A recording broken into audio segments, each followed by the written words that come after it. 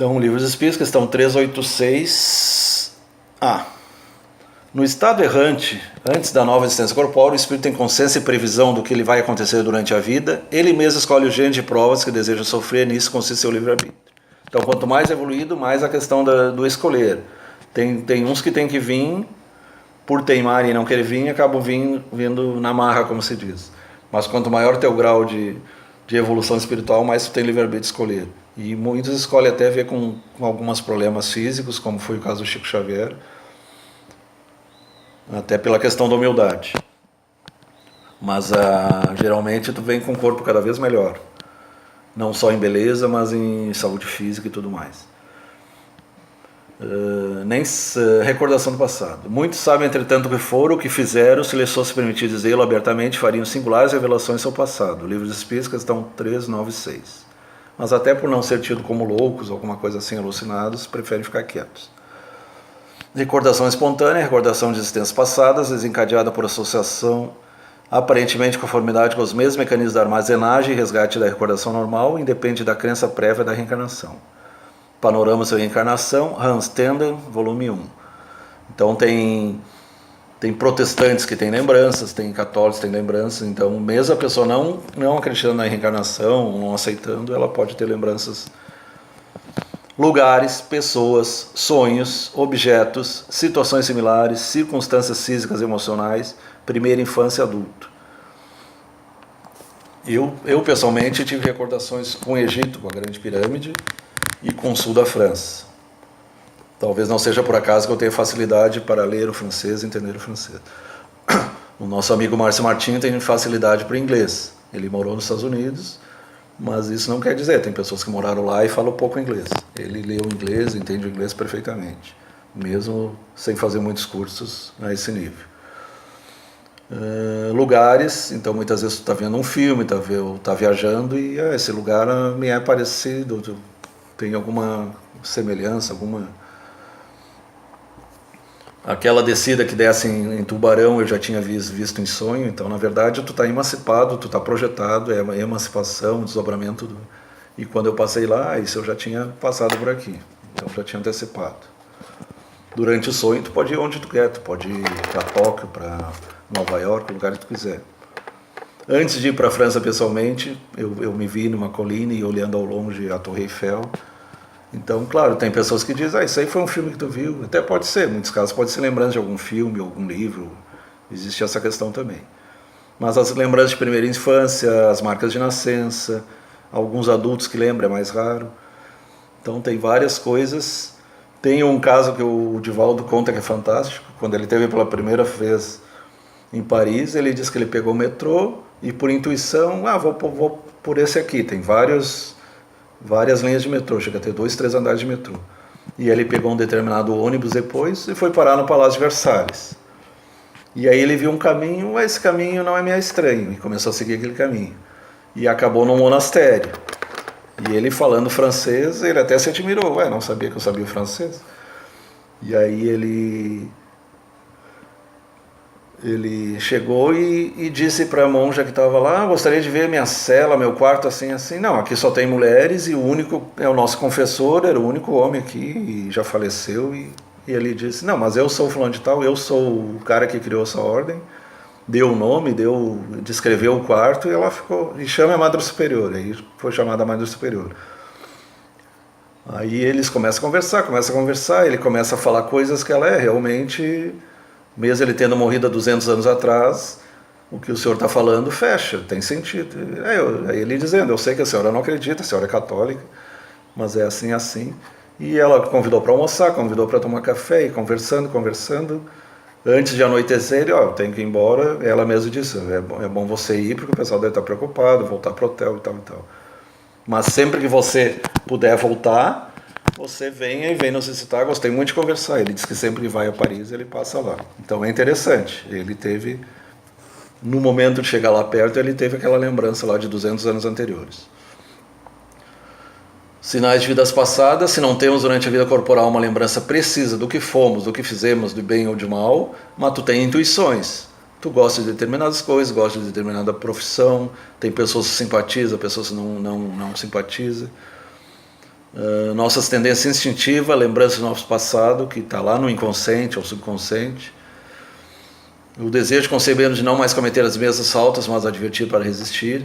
E muitos acabam repetindo as mesmas faltas. A gente vê muito isso no vício do álcool, da droga, algum tipo de vício. 393 se chama mimetismo existencial, quando tu acaba repetindo, não deveria, mas acaba repetindo. Em crianças, comportamentos peculiares podem indicar diretamente uma vida anterior, por exemplo, rituais para se levantar, comer, cumprimentar, desconhecidos ou não usuais em seu ambiente, porém conhecidos em algum outro local. Então, tendências, habilidades, intuições, preferências, aparências, comportamento. Tudo isso aí pode indicar alguma coisa de sua vida ou alguma outra existência anterior. Walter Pater, 1839-1894, o gosto é a memória de uma cultura uma vez conhecida. Recordação induzida por terapia regressiva a vivências passadas. A maneira de lembrar de vivências anteriores é a mesma de lembrar-se da memória perdida desta vida. Regressão da idade. Uma regressão completa, originalmente no estado hipnótico, começou por hipnose, mas hoje tem outras técnicas. Tem o estado holotrópico, tem técnicas de respiração, músicas. Traz de volta memórias mais intensas, que são mais como reviver do que lembrar. Níveis de consciência, divisão do consciente, conteúdo da consciência. Presente e passado, memória, recordação, revivência, regressão, intensificação. Informações, impressões sensoriais, sentimentos, pensamentos, esquecimento de tudo, transporte presente para o passado. Alguns conseguem ver um pouco o futuro, é mais complexo, mas porque são possibilidades e probabilidades. Uma recordação, então um cheiro, um aroma, assim como a gente lembra muitas vezes de alguma coisa dessa própria existência, pode remeter a uma existência anterior.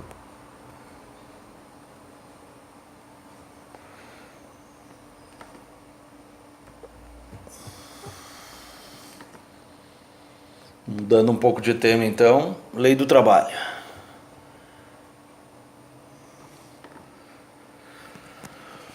Então, uma das leis que está lá no Livro dos Espíritos é a lei do trabalho.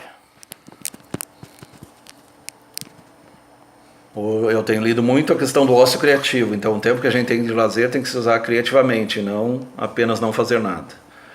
A lei do trabalho, o trabalho é a lei da natureza, por isso mesmo constitui uma necessidade e a civilização obrigou o homem a trabalhar mais porque ele alimenta as necessidades e os gozos. O Livro dos Espíritos, questão 647. Ali mostra desde os nossos antepassados, ali parentes dos símios e dos macacos, o Homo fabris, o Homo já civilizado, o Homo econômicos até o Homo artísticos, até chegar ao sereníssimos, que seria o grau máximo, seria o espírito livre, a consciência livre. Então cada vez mais... Mas lembremos que a palavra trabalho em si, no início, e no latim ela tem uma conotação ruim e pesada. Se tu pegar o genes, não, agora tu vai ter que trabalhar com o suor teu rosto para ganhar a vida, sustentar e tal e tal. Enquanto os países anglo-saxãos se fala office, ofício, uma palavra mais suave, mais até... E o ideal é tu trabalhar numa coisa que tu goste e tenha paixão. Senão é o sentido também de muita gente não gosta do trabalho, porque é uma coisa, ou tu trabalha ou tu passa fome. Então muitas vezes as pessoas trabalham e não gostam do local que trabalha, não gostam do que faz. Isso é muito ruim, o ideal seria tu trabalhar naquilo que tu gosta.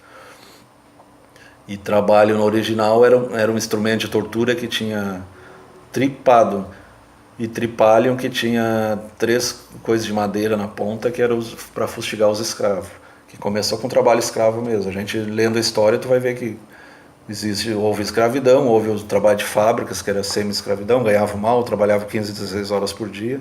Hoje se trabalha de 4 a 6 horas, 8 no máximo. Então tá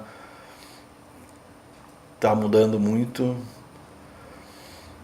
Ali tem uma historinha que não nos interessa. O que interessa? Para que trabalha o homem? Por necessidade ou por consciência que nos falta algo? E para o progresso? Prioritária, comer, beber, dormir. Então é o CBT, comer, beber, dormir, fazer sexo, procriar, aquele tradicional. E o secundário, vestir-se bem, passear, cinema, etc. E tempo dedicado à diversão, à família, ao lazer, à arte, à leitura edificante, bons filmes, boas leituras. Então, como é que tu está usando o seu tempo?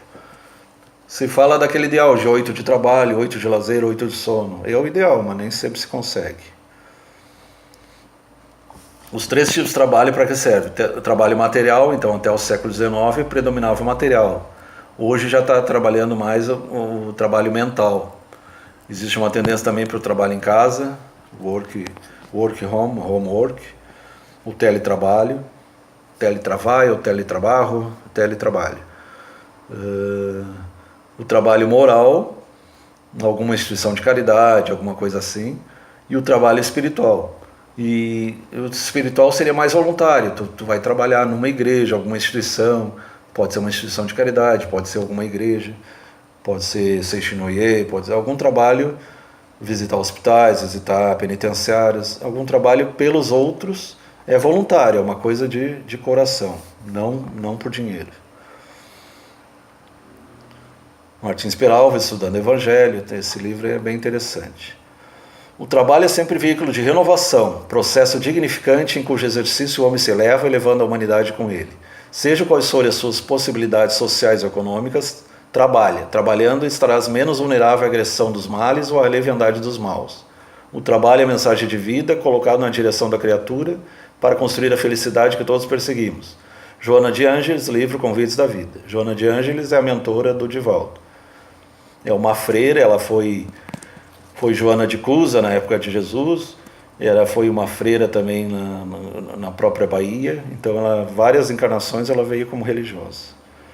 Não é por acaso que ela fala em quântica, em psicologia quântica, e o Divaldo tem cultura para poder trazer todo aquele que muitos acham difíceis, é bem mais rebuscado do que os livros do Chico propriamente. É um complemento, na verdade. Deus quer que trabalhemos, assim como o Leon Denis complementava o Kardec, embora ambos fossem literatos. Estudar é trabalho com base em quê? Como podemos ver o trabalho? Que tipo de trabalho é mais difícil e por quê? Quando dormimos, trabalhamos? Então são vários questionamentos. O espírito trabalha assim como o corpo, toda ocupação útil é trabalho.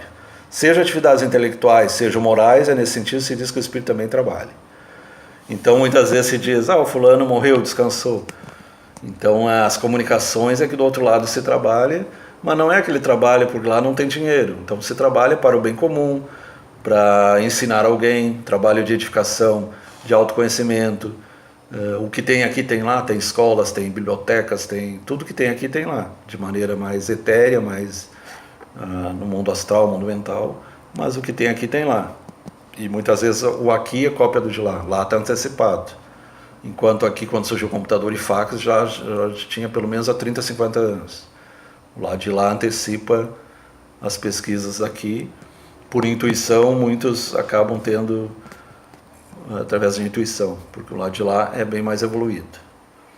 Pelo menos nas áreas mais ligadas ao umbral médio, superior e às áreas celestiais. Claro que tem os infernões, tem os lugares mais atrasados também. Através da convivência com outras pessoas, o crescimento pessoal e coletivo, uns aprendem com os outros.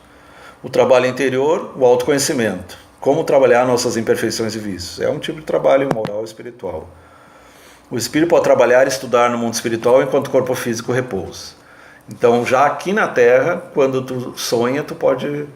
Eu cansei de sonhar que estava numa determinada assembleia. Então, a gente participa de estudos nos planos extrafísicos, quando em desdobramento, o corpo está repousando, a tua alma sai do corpo e sai a passear por aí. Então, 20% da vida a gente deveria aproveitar mais para conhecimento. E para crescimento, tu pode visitar parentes, pode visitar os que já se partiram, pode se encontrar do outro lado, e os que estão aqui também. Os que estão aqui é descrito que tu vai ver o cordão de prata ligando, que eles ainda estão ligados. O cordão de prata só é rompido, é um cordão fluídico no processo da morte do corpo físico, chamada primeira morte. Sem o trabalho, o ser humano permanecerá num primarismo de inteligência, incapaz de libertar-se para alcançar a maturidade espiritual necessária. Então se sabe que os anjos trabalham, os demônios trabalham, todo mundo trabalha. Uns para o bem, outros para o mal, mas todo mundo trabalha. O limite do trabalho. Então o ideal seria até tu não se desgastar, senão tem o caso do workaholic, que é maníaco por trabalho, ou aquele que queima por fora O burnout, que é o esgotamento, são casos que a pessoa está esgotada. Não, a gente deveria trabalhar até onde vai e ter o período de descanso e período de lazer também, para a família, para os amigos, para a cultura. Então, a questão de dividir as tarefas, né? Todo abuso que comete acaba gerando doença, muitas vezes pode ter... Diz, trabalho não mata, depende, tem trabalhos que pode matar. Por exaustão, né? Mostra o cara ali totalmente olho vidrado, ligado a soro, as fases aquela, o cara quando está ligado só no soro, é porque já está uma fase já bem adiantada já. Todo o excesso é prejudicial. Tudo é a lei do bom senso, né? Caminho do meio. O repouso é essencial também, porque no momento que tu está dormindo, tu está repondo, organizando o teu material que tu captou durante o dia, consciente ou inconscientemente. Tu está produzindo proteínas, está mantendo as memórias. As pessoas que não dormem acabam com a memória. As pessoas que tomam diazepam, Rivotril durante muitos anos acabam desmemoriadas. Muitos acabam até com demência. Por isso que a gente aconselha a tomar o menos possível. O ideal seria tomar 6 meses, 1 ano, 2 anos no máximo. Infelizmente as pessoas tomam anos e anos seguidos. O trabalho é dom da vida, dignifica e mantém o homem. Toda parte do trabalho se impõe como lei mantenedora do equilíbrio. Sem ele, tudo retornaria ao caos do princípio e os objetivos superiores naufragariam no tédio e na ociosidade doentia. A ociosidade deve ser o tempo livre e criativo, e não o não fazer nada. O dolce far niente, como dizem os italianos e os franceses. Joana de Ângeles, do livro Episódios Diários. Então, a mentora do Divaldo são livros, tem o Homem Integral, tem obras interessantíssimas. E o trabalho é a lei do progresso, né? Sem trabalho não há progresso. Meu pai trabalha até agora e eu trabalho também, João 5,17. Então Jesus, como filho criador, trabalha e o pai também trabalha. Então ele é bem claro, né? Deus trabalha e está criando universos, e ele como filho criador também está ajudando a criar universos, ele e outros. Então todo mundo trabalha. Então essa história aí que descansou não é bem assim. E muitos ficam sonhando com a aposentadoria para não fazer nada. Então o que adianta não fazer nada? Por hoje era isso, um abraço e até amanhã.